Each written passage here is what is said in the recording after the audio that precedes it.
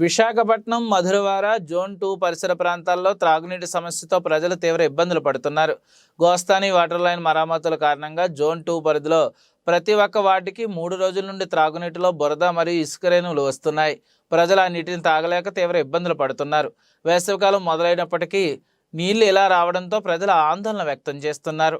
వెంటనే అధికారుల యొక్క సమస్యకు తగు చర్యలు తీసుకోవాలని జోన్ 2 ప్రజలు కోరుతున్నారు.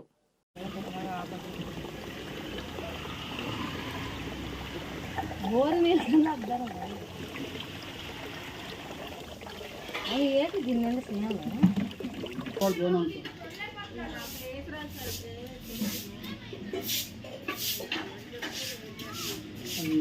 పెట్టి వడగొట్టినా అంతే.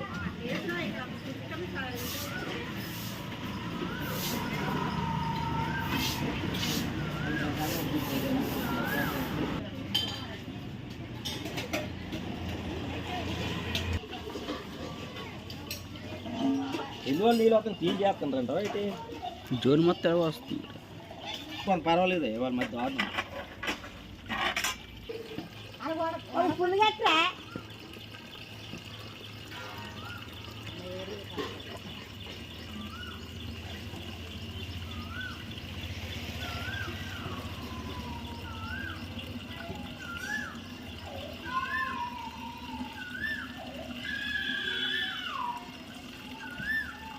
బిల్లు వచ్చిన వారికి